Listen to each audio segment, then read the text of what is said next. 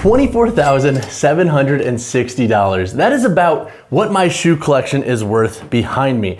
I have about 201 pairs at the moment. I have given away about 35-ish pairs of shoes this year. Now, of this collection, that is all training shoes, weightlifting shoes, and barefoot shoes. And the shoes I give away are typically shoes that either phase out of content and they don't really have a sentimental value to me, so I don't want to keep them, and I give them away to the community. So if you are a size 10 men's or a woman who wears a size 10 men's shoe, stick around and join the community because I tend to give away shoes for free. Once they phase out, I will pay for shipping and give them away. I don't sell the shoes, I review, and I'll discuss that in this video. So I wanted to put this video together to go over my shoe collection, talk about some of my favorite pairs to date, and also share a little bit about myself and my business, That Fit Friend.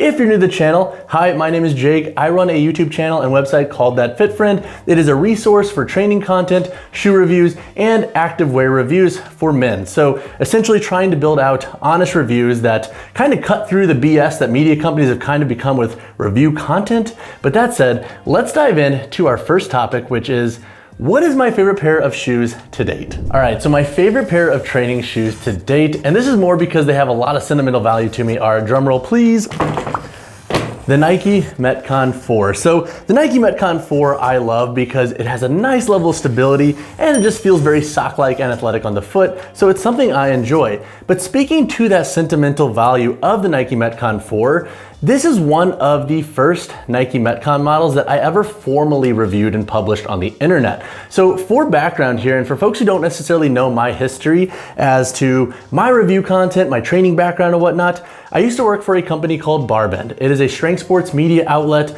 I was their first employee back in 2016. I helped them build up their fitness vertical, helped them build out a lot of training and training gear reviews, and shoes was one of those verticals that I just loved, like became super obsessed with. And so the Nike Metcon 4 was actually one of the first models that I formally reviewed for them. So this is kind of that shoe that kind of like is my pinnacle as to what got me into the game of shoe reviews and really just made me love the art and process of building out content that really give you a full idea of how the shoe is going to perform and trying to unpack the background as to who the shoe is going to be best for and whatnot. But the Nike Metcon 4 in this cookies and cream colorway, it is chef's kiss.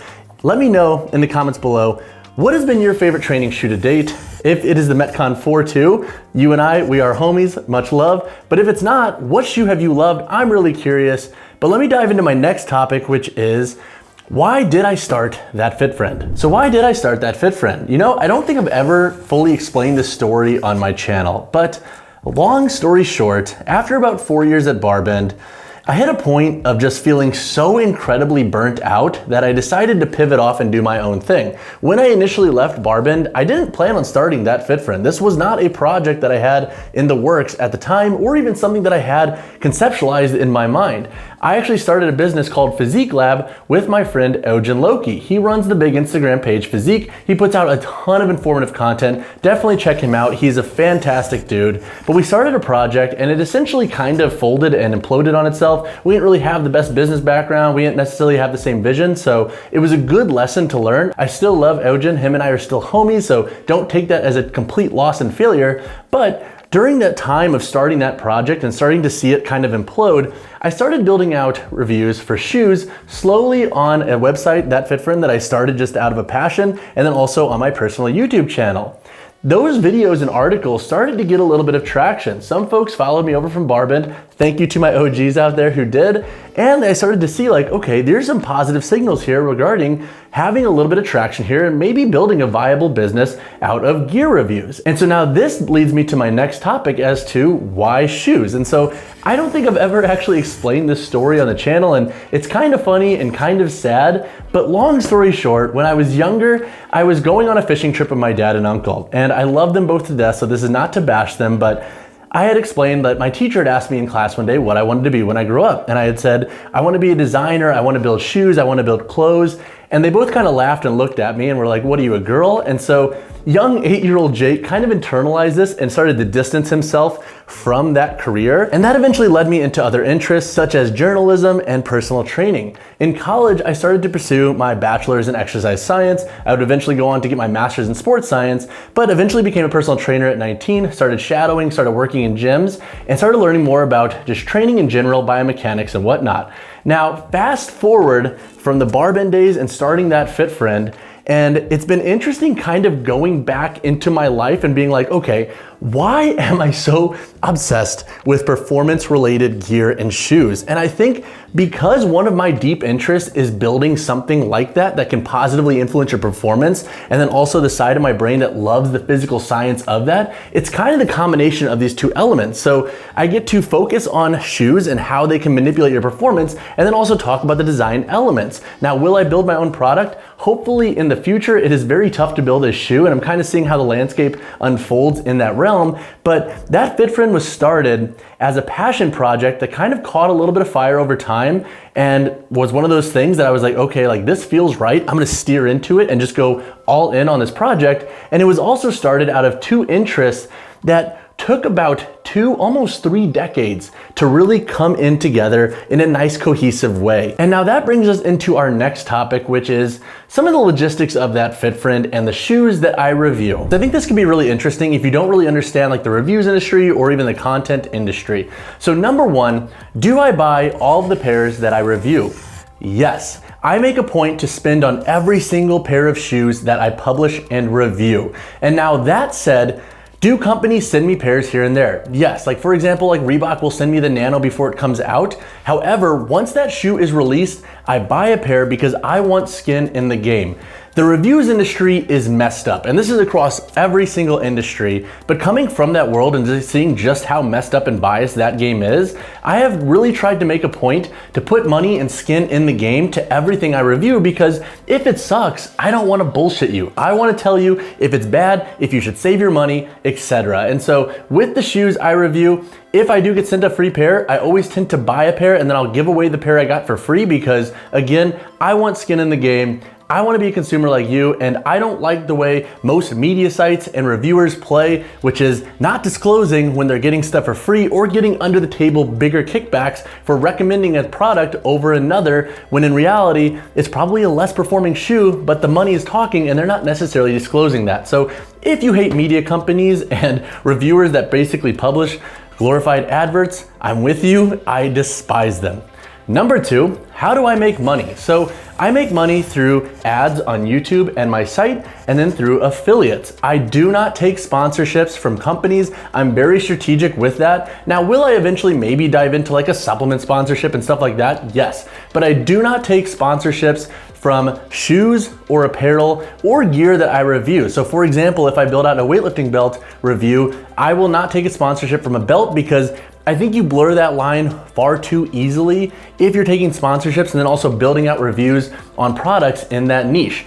I don't necessarily think that most folks can do that objectively and really be honest there without kind of softening their language with whatever sponsored product or sponsorship that they have for said product. And so with that said, affiliate links do not necessarily mean that you're recommending a product more than another. Now, for example, most companies have affiliate programs, and so I am part of most of those programs. However, I think the ability to kind of separate myself and not have too much of this like in-bed relationship with these companies has allowed me to review stuff and still make a little bit with affiliate kickbacks, but not necessarily let affiliate money dictate all of my say on a product being good or bad. So ads and affiliates are mainly how I make money. I also have a training business that is on the side. I have about 10 individual clients right now that I continue to work with. And then I also have a follow along program. I'm linking that down below. It's kind of one of those things that I just love having, because I love still building out programs and having skin in the game and learning stuff with data points of different clients who sign up. And I just think it keeps me sharp in the training world, because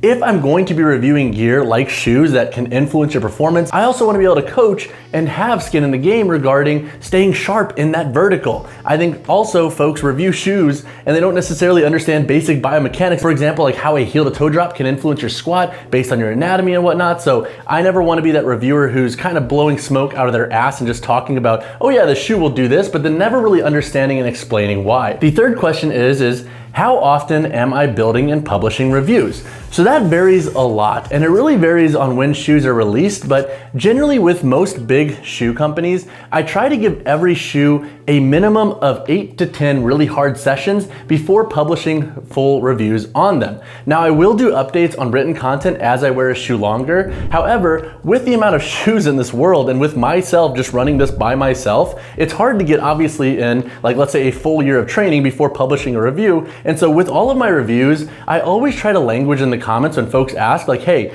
once we have like 6 to 8 months of data from other community members wearing this product, keep an eye on what's being said there, because I'm only one data point. And I think with my background and having so much context into different models, that does give me an edge there. However, again, I am just one data point. So again, as you watch my reviews, please always make sure you're kind of keeping a beat on the community to get a better idea of all the data points that come along with the shoe. For example, like if a shoe is gonna have a breakdown issue, I might not necessarily see that. However, after 8 months of enough folks using and abusing those shoes, then we could start to draw some similarities, some parallels there, and pick up on things that might have been issues that I may have missed in my initial review, and I am not too proud to say that. Another question that I get asked a lot is, do you like doing written or video reviews more?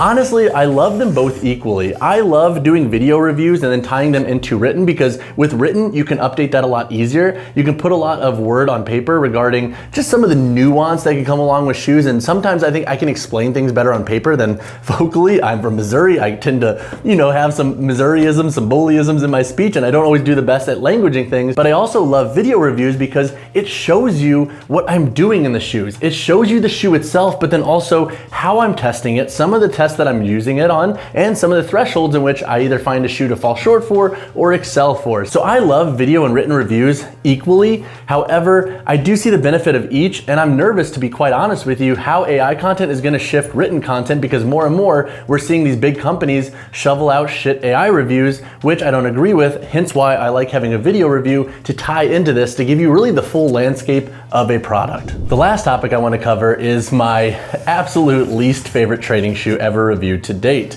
And drum roll please, that is the Allbirds Superlight Trainer. And I wanted to save this topic for last because I didn't want to start the video on a negative note, but this shoe sucks. I paid like 130 bucks for this shoe. It has no grip. It's super narrow. It literally broke after my first session. I was doing a sled push, literally my second sled push ever, and the shoe's midsole started lipping away from the forefoot. So this has been my least favorite shoe to date. Honestly, most Allbirds models aren't that great in my opinion, but we can talk about that in a different video. But this has been my least favorite pairs of shoes. And now I want to add a little bit of context here. Like, if I don't like a shoe, do I completely bash it? Do I completely write it off? Not necessarily, and that's where I think my coaching background comes in and helps a little bit. It's good to have that background because it helps me, I think, be a little bit more objective in verticals and scenarios where the shoe might make sense. So, hey, this shoe could work for this foot anatomy. It's not gonna be great for this, so keep that in mind. But if you are this person, this shoe may work for you. And I think that's really important to have and not just get so siloed in your one interpretation. Even though obviously I do have my favorites, I try to be mindful of the vast differences in all of our training backgrounds, foot anatomies, and how we interpret a shoe's comfort and performance. All right, y'all, I'm gonna go ahead and wrap this video up now. Hopefully this video shed some light on both my shoe collection and my business. If you have additional questions on any of the topics covered, drop a comment down below or reach out to me personally. If you are new here, welcome. It is so good to have you. Thank you for checking out this video. If you're already subscribed, I appreciate you. But as always, y'all, I hope you have a great day. Drop a like on the video, subscribe to the channel. I'll see you in the next one.